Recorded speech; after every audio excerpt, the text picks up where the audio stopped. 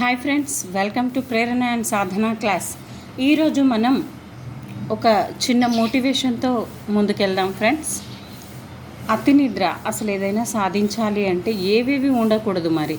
అతి నిద్ర, బద్ధకం, భయం, కోపం, నిరాశావాదం ఇలాంటి 5 చెడ్డ గుణాలు ఉన్న ఎవరమైనా కానీ మన లక్ష్య సాధనలో ఇవన్నీ కూడా మనకి చాలా ఆటంకాన్ని కలిగిస్తూ ఉంటాయి. పొరపాటున కూడా వీటిని మన దగ్గరికి రానివ్వకూడదు. వీటిని దగ్గరికి రానివ్వకూడదు అంటే తక్కువ తినాలి, అదేవిధంగా నిద్ర, అతి నిద్ర, మరీ ఎప్పటికీ నిద్రపోతూ సోమరిపోతుల్లాగా ఉండకుండా, అదేవిధంగా నాకు వస్తుందో లేదో అన్న భయం అనేది పెట్టుకోవడం, ఇతరులపైన కోపాన్ని పెంచుకోవడం, అదేవిధంగా నిరాశ, అంతమంది రాస్తున్నారు మనకు వస్తుందో లేదో అన్న భయం, ఇలాంటివి ఉంటే మాత్రం పొరపాటున కూడా మన దగ్గరికి రానియొద్దు ఫ్రెండ్స్. ఇవి ఉన్నాయి అంటే ఒకవేళ మీకే గనక ఉంటే ఖచ్చితంగా ఒకటిగా తొందరగా వాటిని తీసేసేయండి. జీవితంలో పైకి రావడం, సుఖపడడం జరగదు. ఇవి ఏ ఒక్కటి ఉన్నప్పటికీ మనం ముందుకు అనేది వెళ్ళలేం. కాబట్టి ఇలాంటి లక్షణాలు ఎవరికైనా ఉంటే ఖచ్చితంగా తీసేయండి. అదేవిధంగా మరి మంచి లక్షణాలు మనకి రావాలి అంటే పువ్వులతో నిండిన తోట ఎంత అందంగా ఉంటుందో మంచి ఆలోచనలతో నిండిన మనసు కూడా అంతే ఆనందంగా ఉంటుంది. అంటే ఏం చేయాలి మనం? గొప్ప వాళ్ళు, అబ్దుల్ కలాం లాంటి వాళ్ళు, వివేకానంద లాంటి వాళ్ళు, ఇంకా మిగతా వాళ్ళు ఈ మధ్యనే చాలామంది కష్టపడుతూ సాధించిన టీజీటీ కానీ పీజీటీ కానీ గురుకుల ఎగ్జామ్స్ లేదా ఇంకా మిగతా గ్రూప్ 4 ఎగ్జామ్స్ ఇలాంటి వాళ్ళు సివిల్స్లో సాధించిన చాలా పేదవాళ్ళు అయినప్పటికీ వాళ్ళు ఎంతో సాధిస్తున్నారు. మరి మనం ఎందుకు ఆ ప్లేస్లో ఉండకూడదు అని ఆలోచించి ముందుకు వెళ్తారన్న ఉద్దేశంతో ఈరోజుటి క్లాస్లోకి వెళ్ళబోతున్నాం. All the best friends everyone. అయితే ఈరోజు ఏంటి క్లాస్? మరి ప్రపంచ యుద్ధాల మధ్య ప్రపంచం 1900 నుంచి 1950 వరకు ఇది 2వ భాగం ఫ్రెండ్స్. నేను మొన్న చెప్పింది మొదటి భాగం. మరి దీంట్లో ఏం జరిగింది, అక్కడ ఏం జరిగింది, ఏం చూసాం మనం? మొదటి ప్రపంచ యుద్ధము, 2వ ప్రపంచ యుద్ధము, దాని తర్వాత ఐక్యరాజ్య సమితి ఏ విధంగా ఏర్పడింది, వీటన్నింటినీ చూసాం. మరి సెకండ్ పార్ట్గా ఏముంది మరి టెక్స్ట్ బుక్లో, 10th క్లాస్ టెక్స్ట్ బుక్లో ఈరోజు నేను చెప్పబోతున్నాను. రష్యాలో సోషలిస్ట్ విప్లవం. రష్యాలో ఏ విధంగా ఉందంటే జార్ల పరిపాలన అనేది ఉండేది. రష్యా 2 ఖండాల్లో విస్తరించి ఉంది. అదేంటేంటో మీ అందరికీ తెలిసే, యూరప్ అండ్ ఆసియా. అందుకని దీన్ని యురేషియా అంటారు. ఇది చాలా శక్తివంతమైన దేశంగా ఉండేది. దీని చుట్టుపక్కల చైనా, భారతదేశం, తర్వాత 15.6 కోట్ల జనాభాతో 3వ అతిపెద్ద దేశంగా కూడా ఉండేది ఇది. దీనిలో Russia, Ukraine, Uzbekistan, Kazakhstan, Tajikistan, Turkmenistan వంటి పలు దేశాలు కూడా ఉండేవి. రష్యన్లలో అధిక శాతం వ్యవసాయంతో జీవనోపాధి పొందేవారు. అంటే మన భారతదేశం లాగానే. భూమిపై నియంత్రణ విషయంలో ఫ్యూడల్ భూస్వాములకు రైతాంగానికి మధ్య చాలా యుద్ధాలు అనేటివి, అంటే గొడవ అనేటివి జరుగుతూ ఉండేవి. ఎక్కువ రైతాంగంలో అధిక శాతం తాము సాగు చేస్తున్న భూమికి అద్దె చెల్లించాల్సి వచ్చేది. వాళ్ళ భూమి అయినప్పటికీ వాళ్ళు చెల్లించాల్సి వచ్చేది. ఈ విధంగా వాళ్ళు చాలా నష్టపోయేవాళ్ళు. కాబట్టి వీళ్ళు ఏం చేశారు? ఇతర నియంత్రణ మాదిరే జార్ నికోలస్ II కూడా తన విశాల రష్యా సామ్రాజ్యాన్ని సైన్యం, పరిపాలనా అధికారుల సహాయంతో పాలించాడు. అయితే ప్రపంచ యుద్ధం వల్ల రష్యా ఆర్థిక పరిస్థితి పూర్తిగా చిన్నభిన్నమైపోయింది. ప్రపంచ యుద్ధాలంటే ఏంటి? మొదటి ప్రపంచ యుద్ధం, అదేవిధంగా 2వ ప్రపంచ యుద్ధం. సైన్యం, ప్రపంచ యుద్ధానికి ముందు ప్రపంచంలోకెల్లా అతిపెద్ద సైన్యం రష్యాకు మాత్రమే ఉండేది. అయితే 1917 నాటికి 20 లక్షల సైనికులు, పౌరులు చనిపోయి మొదటి ప్రపంచ యుద్ధంలో అత్యధిక ప్రాణ నష్టం అనేది చవిచూడడం జరిగింది. యుద్ధ రంగానికి ఆహారాన్ని మళ్లించడం వల్ల పట్టణాల్లో ఈ కొరత కూడా ఏర్పడింది. 1917 మార్చి 8న సెయింట్ పీటర్స్బర్గ్ నగరంలో 10,000 మంది మహిళలు దేనికోసం చేశారు అంటే రొట్టె శాంతి, అంటే ఆహారం కోసం, అదేవిధంగా శాంతియుతంగా ఉండాలి అన్న ఉద్దేశంతో 10,000 మంది కార్మికులు, అది మహిళలు చేయడం జరిగింది. ఎవరికి వ్యతిరేకంగా? జార్ నికోలస్ IIకి వ్యతిరేకంగా. అతను చేసే నిరంకుశ పరిపాలనను అణిచివేయడానికి వీళ్ళంతా కూడా యుద్ధంలోనికి దిగడం జరిగింది, అంటే వ్యతిరేకంగా చేయడం జరిగింది. జార్ పరారీ కావడంతో ఇంకేంటి, అతను ఇక్కడ తట్టుకోలేక అతను పరారైపోవడం జరిగింది. తాత్కాలిక ప్రభుత్వాన్ని ఏర్పాటు చేశారు అతను వెళ్ళిపోవడంతోనే. దీనినే 1917 సంభవించిన తొలి రష్యన్ విప్లవం లేదా మార్చి విప్లవం అని అంటారు ఫ్రెండ్స్. ఇది మార్చిలో జరిగింది కాబట్టి దీన్ని మార్చి విప్లవం అంటారు. ఆ తర్వాత ఇంతకంటే పెద్ద విప్లవం అక్టోబర్లో వచ్చింది, దీన్ని అక్టోబర్ విప్లవం అంటారు 1917లో. మరి ఈ రాచరిక కుటుంబాల వాళ్ళు పితృభూమి గౌరవాన్ని కాపాడడానికి యుద్ధాన్ని కొనసాగించాలని నిర్ణయించారు. యుద్ధంలో ఓటముల వల్ల, ఆర్థిక కొరతల వల్ల సామాన్య ప్రజానీకం విసిగిపోయి యుద్ధాన్ని వ్యతిరేకించారు. ఈ విధంగా అప్పుడు అల్లకల్లోలంగా ఉంది. ఆ తర్వాత గ్రామీణ ప్రాంత ప్రజల చేత ఏర్పరిచిన సోవియట్లు సాధారణ ప్రజల శక్తిని వెల్లడి చేశాయి.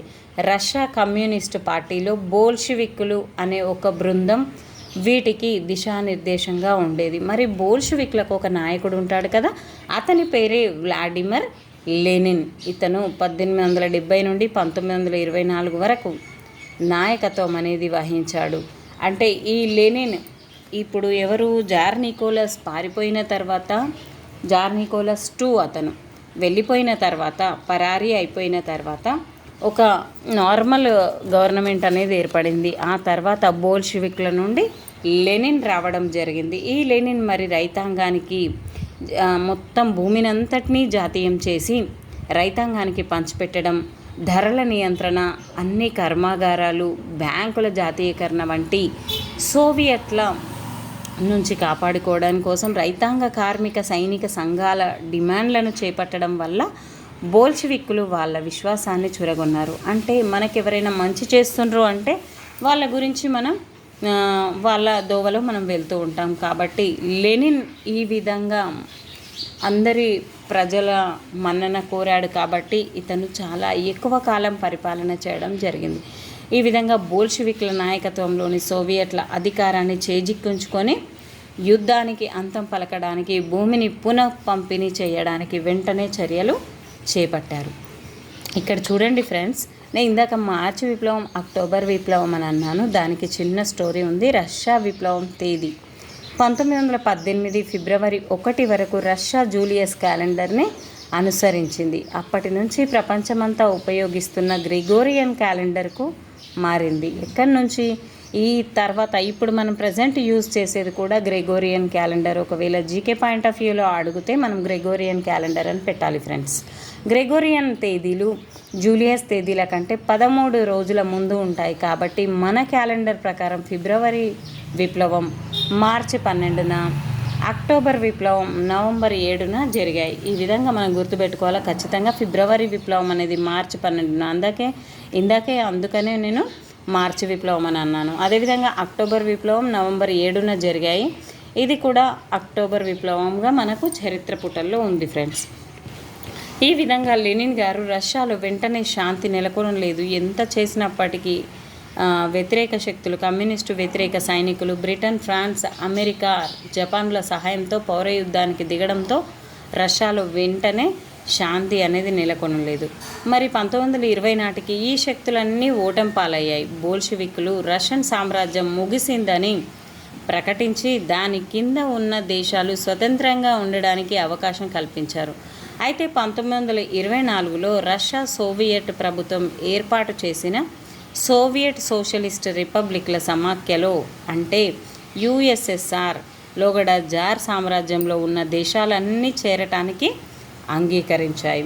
దీనితో ఫ్యూడల్ భూస్వాములు, రాజులు, పెట్టుబడిదారులు వంటి దోపిడీదారులు లేని దేశాన్ని నిర్మించడానికి ఒక బృహత్ ప్రయోగం అనేది మొదలయ్యింది. ఆధునిక పారిశ్రామిక సామ్రాజ్యాన్ని నిర్మిస్తూనే అసమానతలను, అంటే పుట్టుక, లింగం, భాష వంటి ప్రాతిపదికన వివక్షత లేని సమాజాన్ని ఏర్పాటు చేయడానికి యుఎస్ఎస్ఆర్ చాలా ప్రయత్నించడం అనేది జరిగింది. అధికారంలోనికి స్టాలిన్, మరి వ్లాదిమిర్ లెనిన్ వెళ్ళిపోయిన తర్వాత స్టాలిన్ రావడం జరిగింది. అతని పరిపాలన 1924 వరకు అని మనం ఇప్పుడే. 1924లో ఏం జరిగిందంటే లెనిన్ చనిపోవడం జరిగింది. అందువల్ల స్టాలిన్ కమ్యూనిస్టు పార్టీ నాయకుడు అయ్యాడు. తర్వాత దశాబ్దంలో అతడు తన పూర్తి నియంత్రణ సాధించుకొని వ్యతిరేకత అన్నది లేకుండా చేశాడు. ఎవరు శాసించడానికి లేని అధికారంతో సోవియట్ రష్యాని బలమైన ఆర్థిక శక్తిగా మలిచాడు. అంటే మనం స్టాలిన్ చాలా గొప్పవారు. లెనిన్ తర్వాత ఉంది స్టాలిన్. ఇతను ఏం చేశాడు అంటే 1928లో పంచవర్ష ప్రణాళికలను యుఎస్ఎస్ఆర్లో స్టార్ట్ చేయడం జరిగింది. ఇప్పుడు మనం అనుసరిస్తున్న పంచవర్ష ప్రణాళికలు అంటే ఇప్పుడు నీతి ఆయోగ్గా మారింది అది. అంతకుముందు పంచవర్ష ప్రణాళికలు 12 జరిగాయి మనకి. అయితే ఇవన్నీ కూడా మనకి ఒక ఆదర్శం ఎవరు అంటే స్టాలిన్ ప్రవేశపెట్టిన పంచవర్ష ప్రణాళికలు రష్యాలో. ఈ విధంగా మనకు క్వశ్చన్స్ వేస్తూ ఉంటారు కాబట్టి ఖచ్చితంగా ఇది నేర్చుకోవాల్సిందే. స్టాలిన్ వల్ల మనం ప్రభావితమయ్యి మన ఇండియాలో 1951 నుంచి 56 మధ్యలో మొదటి పంచవర్ష ప్రణాళికలో భాగంగా వ్యవసాయానికి ఇంపార్టెన్స్ ఇచ్చాము. సెకండ్ పంచవర్ష ప్రణాళికలో వ్యాపారానికి అంటే పారిశ్రామిక రంగానికి మనం ఎక్కువగా ఇంపార్టెన్స్ ఇవ్వడం జరిగింది. ఈ విధంగా మన పంచవర్ష ప్రణాళికలకు ఆదర్శం ఎవరు? రష్యాలో ప్రవేశపెట్టిన స్టాలిన్ గారు 1928. చాలా ఇంపార్టెంట్ ఫ్రెండ్స్ ఇది. అయితే ఇక్కడ క్షేత్రాలు అనేటివి అంటే రైతాంగం చాలా చిన్న భిన్నమై ఉంది కాబట్టి వాళ్ళందరికీ మంచి జరగాలి ఉమ్మడి సొత్తుగా భావించి వీళ్ళందరూ కూడా ఈ చిన్న కమతాల వ్యవసాయాన్ని విడిచిపెట్టి ఆధునిక పద్ధతులు యంత్రాంగం ఉపయోగించేలా వీరిని ప్రోత్సహించే విధంగా చేశాడు. 1929-30లో తీవ్ర కరువు అనేది సంభవించింది. అంటే ఆర్థిక మాంద్యం అనేది రావడం జరిగింది.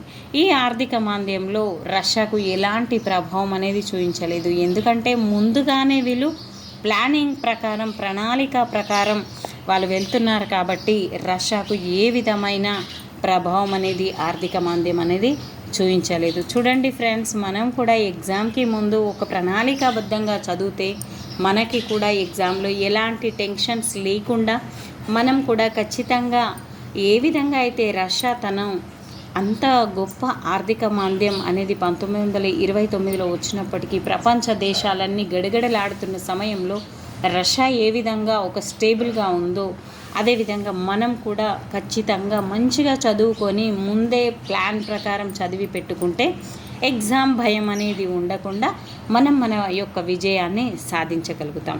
ఓకే, అయితే వేగవంతమైన నిర్మాణం వల్ల పని పరిస్థితులు సరిగా ఉండేవి కావు. మ్యాగ్నెటోగోర్స్క్ అన్న పట్టణంలో 3 సంవత్సరాల్లో ఉక్కు కర్మాగారాన్ని నిర్మించారు. అంటే 3 సంవత్సరాల్లోనే ఒక ఉక్కు కర్మాగారాన్ని నిర్మించేసి మొదటి సంవత్సరంలోనే ఉత్పత్తి 550 సార్లు నిలిచిపోయింది. ఇళ్ల విషయాలకు వస్తే చలికాలంలో ఉష్ణోగ్రతలు -40 డిగ్రీలకు తక్కువగా ఉండేది. ప్రజలు 4 అంతస్తుల కిందికి దిగి బజార్లో అవతలి వైపున ఉండే మరుగుదొడ్లలోకి పరిగెత్తవలసి వచ్చేది. ఈ విధంగా దుర్భరమైన పరిస్థితులను ఆ కాలంలో ఎదుర్కొంటూ ఉన్నారు. ఇలాంటి తీవ్ర మాంద్యాన్ని కూడా పక్కన పెట్టి రష్యా అనేది ముందుకు వెళ్ళడం జరిగింది. ఈ అంతర్జాతీయ మార్కెట్లో అదేవిధంగా అక్షరాస్యత అనేది ఎక్కువగా జరిగి తీవ్ర మాంద్యానికి లోను కాకుండా ఇది ముందుకు వెళ్ళడం జరిగింది. యుఎస్ఆర్ అనుసంధానమై లేనందున ఈ మాంద్యం నుంచి తప్పించుకోగలిగింది. అంటే ఏంటి? స్టాలిన్ గారు చేసిన పంచవర్ష ప్రణాళికల వల్ల ఇది సాధ్యం అనేది అయింది. సమానత, జాతి, స్వేచ్ఛ వంటి ఆదర్శాల పట్ల నిబద్ధత గల ప్రపంచవ్యాప్త ప్రజలందరిలో యుఎస్ఎస్ఆర్ అనుభవం స్ఫూర్తిని నింపింది. వాళ్ళల్లో చాలామంది కమ్యూనిస్టులుగా మారి తమ తమ దేశాల్లో కమ్యూనిస్టు విప్లవాల కోసం కృషి చేశారు. ప్రతిపక్ష కమ్యూనిజంలో కొన్ని విధానాలను ఏకీభవించకపోయినప్పటికీ ఎంఎన్ రాయ్, రవీంద్రనాథ్ ఠాగూర్, నెహ్రూ వంటి వాళ్ళు దాని నుంచి ప్రేరణ పొందారు. ఇందాక మనం కూడా మన ఎగ్జామ్ కోసం ఆ విధంగానే ప్రేరణ పొందాం ఫ్రెండ్స్. యుఎస్ఎస్ఆర్లో ప్రతిపక్షాన్ని హింసాత్మకంగా నిర్మూలించడం, బహుళ పార్టీ ప్రజాస్వామ్యం, స్వేచ్ఛ లేకపోవడం చాలా దారుణమైన విషయంగా అనేక మంది భావించారు. జార్జ్ ఆర్వెల్ అన్న రచయిత యానిమల్ ఫామ్ అన్న తన ప్రఖ్యాత వ్యంగ్య యుఎస్ఎస్ఆర్లో ఎలా నీరు కార్చారో చిత్రీకరించాడు. ఇక్కడ అక్టోబర్ విప్లవము, అదేవిధంగా కొమింటన్ అనే అంతర్జాతీయ సంస్థలో ఎంఎన్ రాయ్ ముఖ్య పాత్ర పోషించాడు అనేది ఇవ్వడం జరిగింది ఫ్రెండ్స్. ఇక్కడ మీరు 1920లో కాలు పెట్టిన భారతీయుడు సోవియట్ రష్యాలో అని చెప్పి ఇచ్చారు. అదేవిధంగా అక్టోబర్ విప్లవం రష్యా గ్రామీణ ప్రాంతం నుండి దృక్కోణాలు అనే విషయం ఇక్కడ ఇవ్వడం జరిగింది. జనరల్ టాపిక్ అదే, అంత ఇంపార్టెంట్గా ఏం లేదు ఫ్రెండ్స్, ఒక్కసారి మీరు టెక్స్ట్ బుక్లో చూడండి. అదేవిధంగా రష్యా నుంచి 1930లో రవీంద్రనాథ్ ఠాగూర్ ఈ విధంగా రాయడం జరిగింది. ఇక్కడ కూడా ఒకసారి మీ అమూల్యమైన సమయాన్ని కేటాయించండి. తీవ్ర మాంద్యం ఇప్పుడే చెప్పుకున్నాం, 1929 చివరిలో మొదలయ్యి దాదాపు రెండవ ప్రపంచ యుద్ధం మొదలైన 1939 వరకు కొనసాగింది. ఈ విధంగా ఒకవైపున యుద్ధాలు జరుగుతూ ఉన్న టైంలో ఆర్థిక మాంద్యం అనేది చాలా దేశాలను కుంగదీశాయి, అంటే వెనుకంజ వేసేలా చేశాయి. అమెరికాలో నిరుద్యోగులు 25% పెరిగారు. అనేక ఇతర దేశాల్లో ఈ సంఖ్య 33% దాకా పెరగడం జరిగింది. ఈ విధంగా ఉత్పత్తుల ధరలు అనేది చాలా మటుకు 60% దాకా తగ్గి లక్షలాది రైతులు పేదవాళ్ళుగా మారారు. ఈ విధంగా ఆర్థిక మాంద్యం అనేది అతలాకుతలం చేయడం జరిగింది అని మనం అర్థం చేసుకోవాలి. ఈ రకమైన సంక్షోభాలు పెట్టుబడిదారీ విధాన లక్షణం అని అంటే ఏంటి, ఇక్కడ ఇలాంటి అనేక కారణాల వల్ల అన్ని దేశాలు కూడా వెనుకబడిపోవడం జరిగింది. మరి మార్క్సిస్టులు ఆర్థికవేత్తలు ఈ రకమైన సంక్షోభాలు పెట్టుబడిదారీ విధాన లక్షణం అని, సోషలిజం ఏర్పాటుతోనే వీటిని నిర్మూలించగలమని వీళ్ళు అనడం జరిగింది. ఇంకొక వైపు జేఎం కీన్స్ వంటి ఆర్థికవేత్తలు ఆర్థిక విధానం పురోగమించటంలో ప్రభుత్వానికి కీలక పాత్ర అనేది ఉందని, ఇది ప్రభావవంతంగా జోక్యం చేసుకోకపోతే మాంద్యానికి దారితీస్తుందని అంటారు. ఆర్థిక పరిస్థితి క్షీణించి గిరాకీ క్షీణిస్తున్నందున ప్రభుత్వం నిధులు ఖర్చు చేసి ఉపాధిని కల్పించాలని, దీనివల్ల ప్రజలకు ఆదాయం సమకూరి మార్కెట్లో వస్తువులకు గిరాకీ పెరుగుతుందని, గిరాకీ ఏర్పడుతుందని కీన్స్ అభిప్రాయపడ్డాడు. ఈ విధంగా 1920 మరియు 30లలో పెట్టుబడిదారీ దేశాలు జోక్యం చేసుకోవడానికి సిద్ధంగా లేకపోవడంతో సంక్షోభం తీవ్ర రూపం అనేది దాల్చింది. మరి అమెరికాలో అధ్యక్షుడిగా ఎన్నికైన Roosevelt Franklin Roosevelt new deal అంటే కొత్త ఒప్పందం ప్రకటించాడు. దీని ప్రకారం మాంద్యానికి గురైన వారికి పునరావాసం, అదేవిధంగా ఆర్థిక సంస్థల సంస్కరణ, ఆర్థిక పరిస్థితి మరియు తిరిగి కోలుకోవడానికి చర్యలు అనేది చేపట్టారు. దీనికోసం ప్రభుత్వం పెద్ద ఎత్తున ఖర్చు చేపట్టవలసి ఉంటుంది. అయితే రెండవ ప్రపంచ యుద్ధం మొదలు కావడంతో సైన్యం ఆయుధాలపై ప్రభుత్వ ఖర్చు పెరిగి కర్మాగారాల ఉత్పత్తి, వ్యవసాయ ఉత్పత్తులకు గిరాకీ ఒక్కసారిగా పెరిగాయి. అమెరికాలో ఎంతో అవసరమైన సామాజిక భద్రతా విధానాన్ని కూడా రూజ్వెల్ట్ ప్రవేశపెట్టాడు. అందరికీ వర్తించే పదవీ విరమణ పింఛను, నిరుద్యోగ బీమా, వికలాంగులకు, తండ్రి లేని కుటుంబాల్లో అవసరమున్న పిల్లలకు సంక్షోభ ప్రయోజనాలు వంటివి దీనివల్ల సమకూరాయి. అంటే రూజ్వెల్ట్ ప్రకటించిన న్యూ డీల్ విధానం వల్ల, న్యూ డీల్ అంటే కొత్త ఒప్పందం ద్వారా కొంతవరకు వాళ్ళు మంచిగా సాధించడం జరిగింది. అమెరికాలోని సంక్షేమ వ్యవస్థకు ఇది ఒక చట్టాన్ని ఏర్పరిచింది. మాంద్యం, నిరుద్యోగ బీమా, వృద్ధాప్య పింఛను పథకాలను ఏర్పరిచింది. రెండవ ప్రపంచ యుద్ధం ముగిసే నాటికి బ్రిటన్ కూడా నిరుద్యోగ భృతి, అనారోగ్యానికి ఖర్చులు, ఆరోగ్య పథకాలు, శిశు సంరక్షణ వంటి ఎన్నో రకాల పథకాలతో అది ముందుకు వెళ్ళడం, విద్య, శిశు, వృద్ధాప్య సంరక్షణ వంటి మౌలిక అంశాలను ప్రభుత్వం హామీగా ఉంటుంది అని చెప్పి ఇవ్వడం జరిగింది. ఇలాంటి పెట్టుబడిదారీ విధానంలోని ఒడిదుడుకులను తగ్గించడానికి ఇవి ప్రయత్నించడం జరిగింది. ఈ విధంగా జర్మనీలో నాజిజం, మరి ఇప్పటి వరకు అమెరికాలో ఏ విధంగా చేశారు న్యూ డీల్ విధానం ద్వారా రూజ్వెల్ట్ అనేది, అదేవిధంగా బ్రిటన్ కూడా సాధించడం జరిగింది. నెక్స్ట్ జర్మనీలో నాజిజం మొదటి ప్రపంచ యుద్ధం తర్వాత యుద్ధ నష్టాల చెల్లింపులు వంటి వాటి భారం వల్ల జర్మనీ ఆర్థిక పరిస్థితి సంక్షోభంలో పడింది. దీంతో జర్మనీ ప్రభుత్వం పెద్ద ఎత్తున కరెన్సీ నోట్లు ముద్రించసాగింది. ఫలితంగా ద్రవ్యోల్బణం పెరిగింది. బ్రెడ్ కొనడానికి బస్తాలలో డబ్బులు తీసుకెళ్లాల్సి వచ్చేదని చెబుతారు. జర్మనీకి రుణాలు ఇవ్వడం ద్వారా, యుద్ధ నష్టాల చెల్లింపులకు వాయిదా వేయడం ద్వారా సహాయపడడానికి అమెరికా నిర్ణయించింది.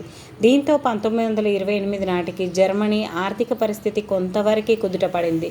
అంటే జర్మనీకి మన అమెరికా కొంచెం తోడుగా నిలిచింది అన్నట్టు. 1929లో మాంద్యం మొదలయ్యి అమెరికానే తీవ్రంగా ప్రభావితం అయ్యి జర్మనీకి సహాయం చేయలేకపోవడంతో జర్మనీ మళ్ళీ కుదేలయ్యింది. అంటే ఏంటంటే చేద్దామని ముందుకు వచ్చినప్పటికీ మళ్ళీ తనే సంక్షోభంలో ఉండటంతో అమెరికా వల్ల సాధ్యం కాలేకపోయింది. జర్మనీ మళ్ళా వెనుకంజ వేసింది. అంటే మొదటి ప్రపంచ యుద్ధంలో జర్మనీ పైన చాలా ఆంక్షలు విధించడంతో వాళ్ళపైన ఎన్నో రకాల అంటే వాళ్ళు సాధించిన కొన్ని భూములను అంటే కొన్ని దేశాలను కూడా అప్పగించడం జరిగింది. అదేవిధంగా యుద్ధానికి నష్టపరిహారంగా కూడా చాలా చెల్లించాల్సి వచ్చింది. ఆ విధంగా జర్మనీ చాలా వెనుకబాటుతనానికి గురవ్వడం జరిగింది. మాంద్యం వల్ల అన్నిటికంటే ఎక్కువగా జర్మనీ అనేది ప్రభావితం అయ్యింది. 1932 నాటికి పారిశ్రామిక ఉత్పత్తి 1929 స్థాయితో పోలిస్తే 40% పడిపోయింది. కార్మికులు ఉపాధి కోల్పోయారు లేదా వాళ్ళ వేతనాలు తగ్గాయి. నిరుద్యోగుల సంఖ్య అంతకు ముందెన్నడూ లేనంతగా 60 లక్షలకు చేరింది. జర్మనీ వీధులలో పురుషులు ఏ పని చేయటానికైనా సిద్ధం అని రాసి ఉన్న కార్డులు మెడలో తగిలించుకొని కనబడేవాళ్ళు. నిరుద్యోగ యువత పేకాటతో కాలక్షేపం చేసేవాళ్ళు. చూడండి ఫ్రెండ్స్, ఎంత దుర్భరంగా ఉంది. ఇప్పుడు మనకు ఉద్యోగాలు వేయకపోతే మనం కూడా అంతే ఫ్రెండ్స్. ఈ విధంగా ఉద్యోగాలు వేయడం వల్ల మనం అందరం కూడా గ్రూప్స్ అదేవిధంగా మన డిఎస్సి ఇలాంటి ఎన్నో జాబ్స్కి ప్రిపేర్ అవుతూ మన ఇండ్లలో సుఖశాంతులను నెలకొల్పడానికి మనం ఈ రోజున కష్టపడుతూ ఉన్నాం. చూడండి, ఆ రోజుల్లోనే 1929 టైంలో జర్మనీలో నిరుద్యోగ యువత ఎన్నో కష్టాలను అదేవిధంగా నిరాశ నిస్పృహలకు లోనవ్వడం జరిగింది.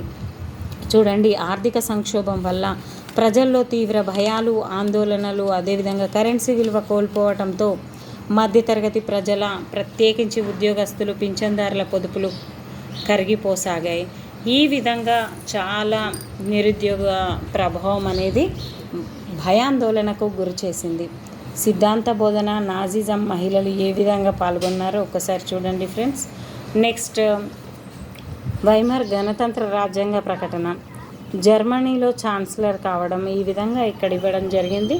నెక్స్ట్, సంఘటిత కార్మికులు మాత్రమే ఎలాగో నెట్టుకురాగలిగారు, కానీ సమాజంలోని నిరుద్యోగం వల్ల తమ కోరికలను సాధించుకునే శక్తిని కొంత కోల్పోవడం జరిగింది. ఈ విధంగా 1928లో జర్మనీలో పార్లమెంటు రిచ్స్టాగ్లో నాజీ పార్టీకి 2.6% ఓట్లకు మించి రాలేదు. 1937 నాటికి 37% ఓట్లతో అతిపెద్ద పార్టీగా పరిణమించింది. అంటే ఇది రిచ్స్టాగ్ అనేది. హిట్లర్ అద్భుతమైన వక్త. అతడి ఉద్వేగం, అతడి మాటలు ప్రజల్ని కదిలించి వేశాయి.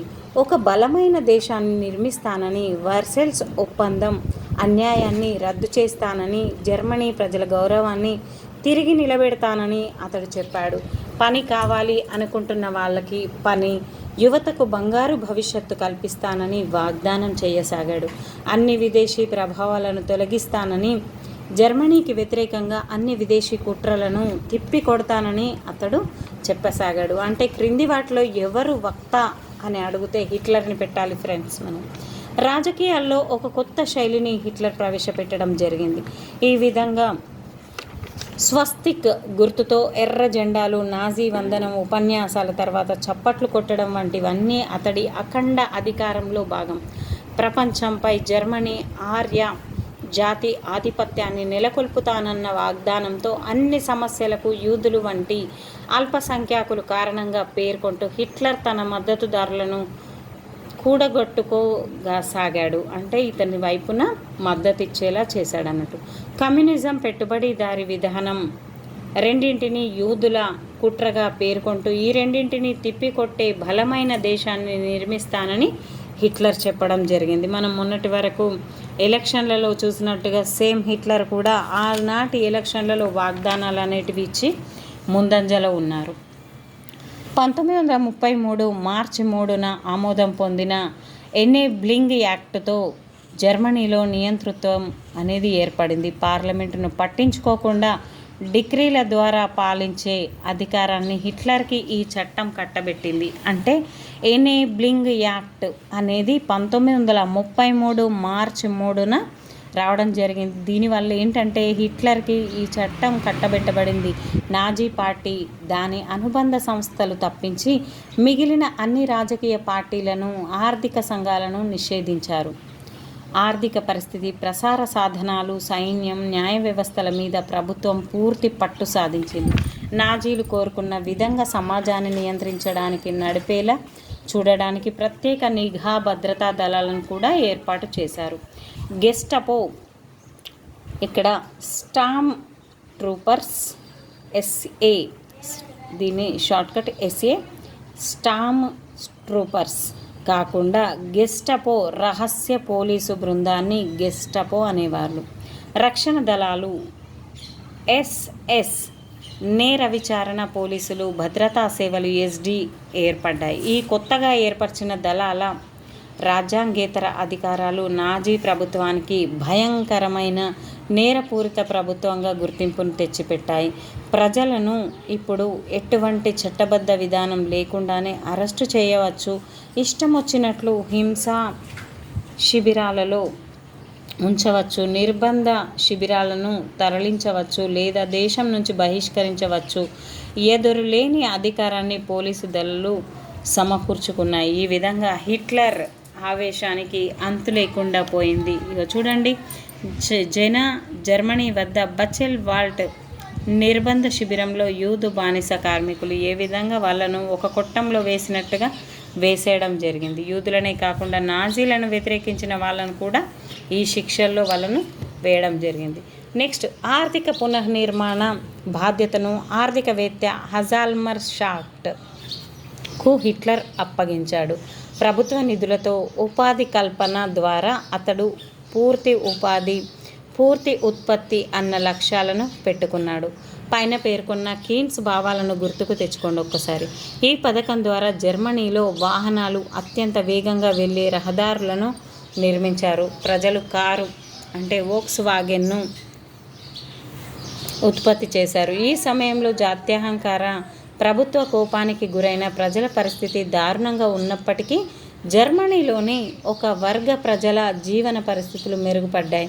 ఆ తర్వాత మరింత ఉపాధి కల్పించడానికి ఆయుధ కర్మాగారాలు పెద్ద ఎత్తున పెట్టుబడులు పెట్టారు. అయితే పొరుగు వాళ్ళతో యుద్ధానికి దిగితే తప్పించి ఇది కొనసాగడానికి వీలు లేని పరిస్థితి ఏర్పడింది. మొదటి ప్రపంచ యుద్ధం తర్వాత కోల్పోయిన ప్రాంతాలను తిరిగి స్వాధీనం చేసుకోవడానికి హిట్లర్ దుందుడుగు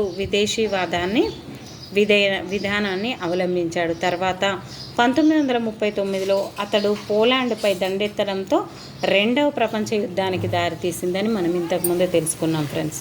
యుద్ధం కొనసాగుతున్న కాలంలో నాజీ ప్రభుత్వం జర్మన్ జాతి ఆధిపత్యాన్ని నిర్మించడానికి అల్పసంఖ్యాక వర్గాల దారుణ మూకుమ్మడి హత్యాకాండాల కార్యక్రమాన్ని చేపట్టింది.